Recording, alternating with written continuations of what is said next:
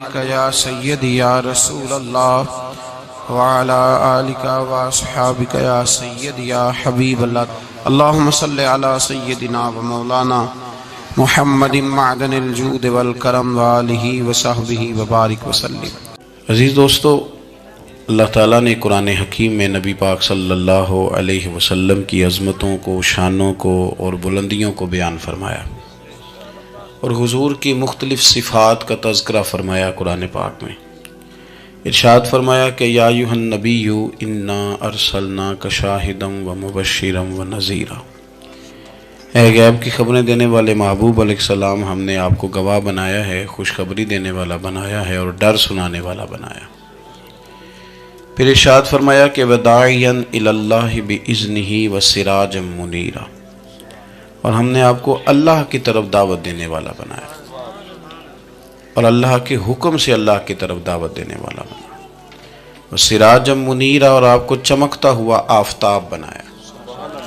نبی پاک صلی اللہ علیہ وسلم کی ہر شان ہی وراء الورا ہے، لیکن یہ جو حضور کی صفت مبارکہ ہے نا، داعیا الی اللہ کی، کہ حضور لوگوں کو اللہ کی جانب دعوت دیتے ہیں۔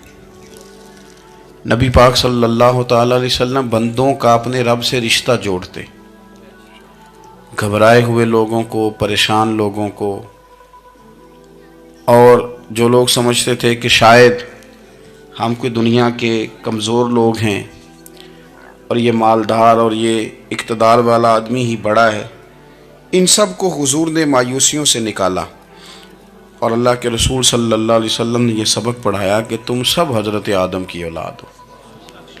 عربی کو اجمی پر، گھورے کو کالے پر کوئی فضیلت حاصل نہیں۔ لوگوں کی ہر پریشانی حضور نے نکال کے ان کا رجوع ان کے رب کی طرف کرایا۔ ہمارے ہاں یہ ہوتا ہے کہ انسان کو پریشانی کوئی بھی ہو اسے سکون نہیں لینے دیتی، وہ کوئی بھی ہو۔ محفل میں کسی بندے کا بٹن ٹوٹ جائے نا، یہ گلے کا، تو کوئی دیکھے نہ دیکھے اس بیچارے کی ساری توجہ بٹن پہ رہتی ہے، میرا بٹن ٹھیک نہیں۔ کسی بندے نے کپڑے صاف نہ پہنے ہوں تو آپ اس شخص سے کہیں کہ تجھے کچھ لوگ ملنا چاہتے ہیں، تو وہ اگرچہ اس کے پاس پی ایچ ڈی کی ڈگری ہے، ڈھیر سارا مال ہے، وزادار ہے، صاحب عزت ہے، لیکن وہ کہتے یار میرے کپڑے نہیں ٹھیک، تو میں کوفت محسوس کر رہا ہوں، ذرا میں اپنے آپ کو تھوڑا سا نہا دھو لوں، فریش کر لوں، پھر میں چلتا ہوں۔ آپ کے ظاہری جسم پر ایک آدھ دھبا ہو تو وہ آپ کو سکون نہیں لینے دیتا، اور اگر دھبے باطن پہ لگ جائیں، بہت سارے دھبے ہیں جو باطن پہ ہوتے ہیں، مجھے جان لو، مجھے پہچان لو، میرا بھی کوئی نام ہے، میں بھی کچھ ہوتا ہوں، یہ بھی ایک دھبا ہے، ایک مصیبت ہے۔ اور میری عزت کرو، تکبر کرنا کہ میں کوئی چیز ہوں اور باقی کو تھوڑے سے مجھ سے چھوٹے ہیں، یہ سارے دھبے، یہ سارے نقصان کی چیزیں۔ اور نبی پاک صلی اللہ علیہ وسلم نے تعریف یہ بیان کی، فرمایا ما حاک فی صدرک، یہ جو تیرے گناہ ہیں یہ تیرے سینے میں کھٹکیں گے، یہ تجھے بے چین رکھیں گے، یہ کانٹے کی طرح چبھیں گے۔ تو جتنے مرضی اچھے کپڑے پہن لے، جتنی مرضی اونچی جگہ بٹھا دیا جائے، اگر تیرے اندر کوئی روگ ہے وہ تجھے سکون سے نہیں جینے دے گا۔ رسول کائنات صلی اللہ علیہ وسلم نے نا لوگوں کی توجہ رب کریم کی جانب لگائی۔ حضور نے لوگوں کو بتلایا کہ تمہارا رب نا عاجزی کو پسند کرتا ہے، تمہارا رب سادگی کو پسند کرتا ہے، تمہارا رب انسانوں سے پیار کرنے والے کو پسند کرتا ہے۔ حضور سید عالم صلی اللہ علیہ وسلم نے ہمیں یہ سبق پڑھایا کہ زیادہ باتیں کرنے والے کو نہیں، اللہ سچ بولنے والے کو پسند کرتا ہے۔ بہت اونچے اور لمبے چوڑے دولت والے اور مالدار آدمی کو نہیں، بلکہ جو آدمی دیانتداری سے زندگی گزارے، رب اس کو زیادہ محبوب رکھتا ہے۔ تو ہماری یہ جتنی بھی آزمائشیں ہیں، میلاد والے محبوب صلی اللہ علیہ وسلم نے نا یہ ساری ہماری دور فرما دی، ساری۔ اب دیکھیں ہمارے ہاں ایک بیماری ہوتی ہے، وہ تکبر کی بیماری ہے، اور وہ صرف مالدار کوئی نہیں ہوتا، بلکہ حضرت سعدی شیرازی فرماتے ہیں کہ میں نے بہت سارے جھکے ہوئے لوگوں میں تکبر دیکھا ہے۔ جو بڑا میٹھا بولتے ہیں نا، کئی دفعہ کہتے ہیں جی کیا بات ہے جی، سبحان اللہ، ماشاء اللہ، بڑا میٹھا بولتے ہیں، تو تو یعنی میٹھا نہیں بول رہے ہوتے، یہ آپ کو شیشے میں اتار رہے ہوتے ہیں۔ آپ نے کسی کی تعریف کرنی ہے تو پشت کے پیچھے کریں، وہ اصل تعریف ہے۔ آپ کوئی ایسا کام نہ کریں جس سے چھلکے لفظوں میں کہ میں نے کسی کو بنایا ہے۔ اس سے نا آپ کو خود محسوس ہوگا کہ میں حقیقت پہ زندگی نہیں گزار رہا، میں تو کوئی اداکاری کر رہا ہوں۔ اور جو لوگ کہتے کچھ اور ہیں کرتے کچھ اور ہیں تو وہ خود بڑے پریشان رہتے ہیں، وہ جانتے ہیں کہ یار یہ میں کہاں الجھ گیا ہوں۔ تو بھائی یہ جو بہت زیادہ ہمارے دلوں کے اندر چیز ہے، اور یہ ہر مقام پر بہت سارے لوگوں کو یہ چیز حاصل ہے، میں دیکھتا ہوں کہ درجہ بدرجہ ان چیزوں کا شمار ہے۔ کچھ کا خیال ہے کہ میری ڈگری زیادہ ہے، اور کچھ کا خیال ہے کہ مجھے عقل زیادہ ہے، کچھ کا خیال ہے کہ میری شہرت زیادہ ہے، تو کچھ کا خیال ہے کہ میری دولت زیادہ ہے۔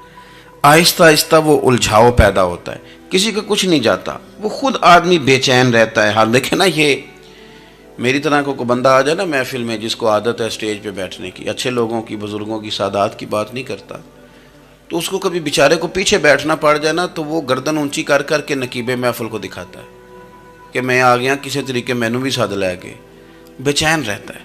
اور اگر اسے سکون حاصل ہو کہ بھئی حضور کی محفل میں بیٹھنا ہے، جہاں جگہ مل گئی وہیں پہ ٹھیک ہوں، اور وہ سکون کے ساتھ، دیکھو اس محفل کا مہمان خصوصی میں نہیں، حضرت بزرگ تو سرپرستی کر ہی رہے ہیں، میں نہیں، اس محفل کا تو مہمان خصوصی وہ بندہ ہے جس نے محفل سے پہلے یہاں جھاڑو دیا ہے، جس نے یہاں دریاں بچھائی ہیں، جس بیچارے کی فوٹو بھی کوئی نہیں آئی، وہ مہمان خصوصی ہے۔ اور اس محفل کا تو وہ مہمان خصوصی ہے جو چپ کر کے کئی کونے میں بیٹھا ہے، اس کو کوئی دلچسپی نہیں کہ کوئی مجھے بھی جانے گا، کوئی مجھے بھی پہچانے، اسے تو اتنا پتہ ہے کہ میں اپنے پیارے حبیب کی تعریف سننے کے لیے آیا ہوں۔ آپ اپنے اس طرح آپ کا ذوق دوبالا رہے گا اگر آپ عاجزی کے ساتھ، انکساری کے ساتھ، رب رسول کی رضا کے لیے کسی جگہ بھی آپ اپنے آپ کو سیٹ کر لیں گے تو ماحول آپ کا ٹھیک رہے گا، ورنہ آپ الجھاؤ کا شکار ہیں، ورنہ آپ پریشان ہیں، ورنہ آپ تکلیف میں، ورنہ آپ آزمائش میں۔ بخاری شریف میں حدیث ہے، قاضی ایاز مالکی رحمۃ اللہ علیہ نے بڑی تفصیل سے لکھی ہے، راوی حضرت انس بن مالک ہیں۔ ایک بندہ بڑی دور سے آیا نبی پاک صلی اللہ علیہ وسلم کی زیارت کے لیے، بڑی دور سے۔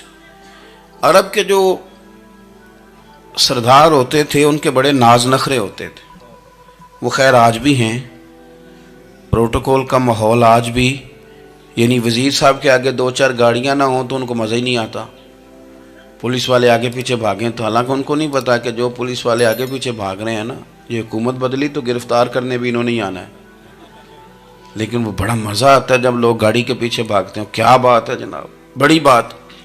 اور ہماری طبیعتوں میں پتہ نہیں کون سی، یہ پیسے پھینکنے والے دوست مجھ سے ناراض نہ ہو جائیں، لیکن میں اکثر سوچتا ہوں کہ یار یہ کس طرح کا کام ہے کہ پہلا کھلارنے پھر آپ اکٹھے کرنے، تو آپ کٹھے دے دیں جس کو دینے ہیں، ختم ہو جائے بات۔ یعنی وہ محفل میں نا گپ شپ ہو رہی ہوتی ہے، اکٹھے کرنا لے، پان دینا لے، کس چکر میں پڑ گئے۔ حضور غوث اعظم رضی اللہ تعالیٰ عنہ کی محفل میں شیخ یحییٰ نجاج آیا کرتے تھے تو وہ کہتے تھے کہ ہم وہاں گنتے تھے آج کتنے بندوں نے توبہ کی، تو ہم سے گنے نہیں جاتے تھے، اتنے لوگ توبہ کرتے تھے۔ بزرگوں کی محفلوں میں توبہ کرنے والے گنے جاتے تھے، ہماری محفلوں میں پیسے گنے جاتے ہیں اور وہ پرچیاں دی جاتی ہیں۔ ایسا نہ کریں، اس سے گھٹن پیدا ہوتی، اور پھر جو نوٹوں والے ہوتے ہیں وہ فرنٹ سیٹوں پہ آ جاتے ہیں۔ بہت سارے غریب سوچتے ہیں کہ میرے پاس بھی اگر کرارے نوٹ ہوتے تو میں بھی آگے ہوتا۔ تو کم از کم یہ جو میلاد کی محفل ہیں ان میں تو سب کو ایک جیسا رہنے دیں، یہاں تو امیر غریب کا فرق نہ ہو، اس کو تو مہربانی کریں۔ تو نبی پاک صلی اللہ علیہ وسلم کی خدمت میں وہ شخص بڑی دور سے آیا، تو عرب کے بادشاہوں کا مزاج تھا، پروٹوکول بڑا چاہتے تھے، ان کا تو یہ طریقہ تھا کہ حکمرانی کرنی ہے جیسے بھی ہو۔ اگر کسی غلام نے دھوپ میں بندھا رہ گیا، اونٹ اور چھاؤں میں نہیں باندھا تو درے مارتے تھے، اور اگر اس نے کھول کے باندھ دیا تو پھر بھی مارتے تھے، کہتے تھے اتنا سیانا ہو گیا تو انہیں پوچھا ہی نہیں، خود بخود ہی باندھ دیا۔ وہ شخص حضور کی بارگاہ میں آیا اور بہت سارے لوگوں کے پاس کیونکہ وہ جاتا تھا اپنے سربراہ کا پیغام لے کے، تو وہ کانپ رہا ہے جب حضور کی بارگاہ میں گیا، ڈر رہا ہے۔ اب ذرا بات کو سمجھنا، نبی پاک صلی اللہ علیہ وسلم نے اس سے فرمایا کیوں ڈرتے ہو، سادہ آدمی ہے، دیہاتی ہے، بدو ہے۔ اللہ کے رسول نے تھپکی دی، کیوں ڈرتے ہو؟ تو کہتے ہیں حضور مجھے آداب نہیں آتے اور مجھے ڈر آتا ہے، کوئی بات اگر ایسی ہو گئی، آپ مدینے کی حکومت کے سربراہ ہیں، تو کہیں آپ ناراض نہ ہو جائیں۔ حضرت انس بن مالک فرماتے ہیں بات کہاں کی تھی، پہنچ کہاں گئی؟ جب اس نے یہ کہا نا کہ آپ تو حکومت کے سربراہ ہیں، کہیں کوئی غلطی نہ مجھ سے ہو جائے، تو نبی پاک کی آنکھوں میں آنسو آ گئے، حضور رونے لگے، اور نبی پاک صلی اللہ علیہ وسلم فرمانے لگے نہ بھائی، تو کسی حکومت کے سربراہ کے پاس نہیں آیا، نہ تو اس بیٹے کے پاس آیا ہے جس کی ماں گوشت کے خشک ٹکڑے کھا کے بھی گزارا کر لیتی۔ میں تو ایک غریب ماں کا بیٹا ہوں۔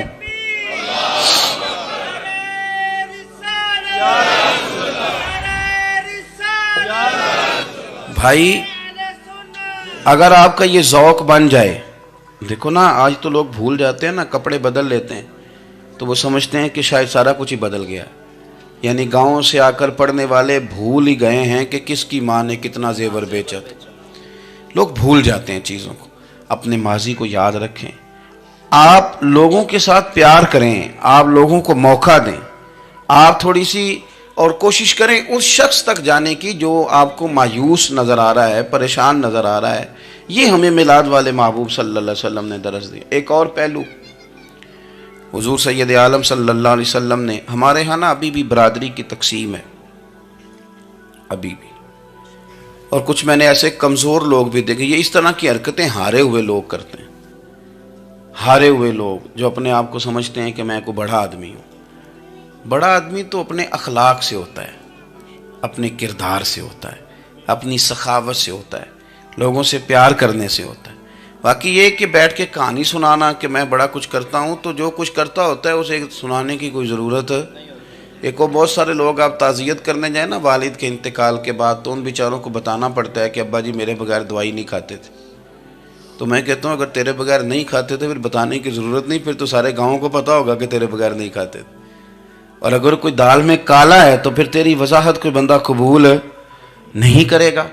تو آپ کو بتانا کیوں پڑ رہا ہے، اور آپ بار بار اس بات کا ذکر کیوں کر رہے ہیں کہ ہم بہت بڑے قبیلے کے ہیں؟ صاحب اگر آپ بڑے قبیلے کے ہیں تو پتہ ہوگا سارے علاقے کو آپ کتنا لوگوں کا خیال کرتے ہیں، آپ کس قدر محبت کرتے ہیں، آپ کا انداز کریمانہ کس طرح کا، پھر آپ کو بتانے کی کوئی ضرورت نہیں ہوتی، پھر خود بخود خبر ہوتی ہے۔ حضرت سیدنا ابو ذر غفاری رضی اللہ تعالیٰ عنہ، قبیلہ بنو غفار ایک بڑی شاخ تھی قبیلوں میں سے، جو لوگ اس زمانے میں مالدار قبیلوں سے تعلق رکھتے تھے، ان میں سے ایک بڑا نام تھا۔ ساری زندگی چودراہٹ کی، لیکن میلاد ایک انقلاب کا نام ہے۔ میں میلاد منانے والے دوستوں سے گزارش کرتا ہوں کہ آپ ہر سال میلاد منائیں، اور ہر سال میلاد کے بعد آپ تھوڑے بدل بھی جائیں، یعنی تھوڑے سے بدل جائیں۔ کچھ لوگ کہیں یار یہ داڑھی میں نے نا 12 ربیع الاول والے دن رکھی تھی، یہ میری میلاد والی داڑھی ہے، اور داڑھی رکھیں بھی نبی پاک کی مرضی کی۔ کس کی مرضی کی؟ نہ ناراض ہو جائے جی میں ٹور چلا، بس کس مرضی کی جی؟ اپنی مرضی کے نہیں۔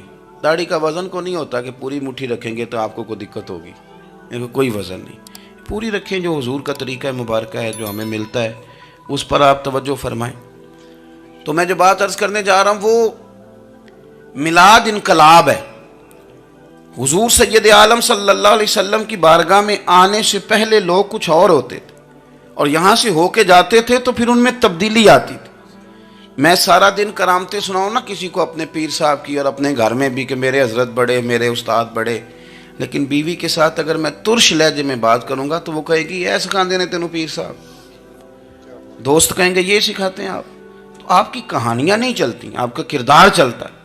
حضرت ابو ذر غفاری رضی اللہ تعالیٰ عنہ فرماتے ہیں چونکہ میں چودھری تھا، سیدنا بلال حبشی رضی اللہ تعالیٰ عنہ کے پاس میں بیٹھا تھا، کسی بات میں بات آگے بڑھی اور بڑھتے بڑھتے بات شکرنجی تک چلی گئی، رائے کے اختلاف نے باتوں میں تلخی پیدا کر دی، اور جب تھوڑے لفظ اور تیز ہوئے تو میں نے انہیں کہہ دیا چپ کر، تو ابشن کا بیٹا ہے۔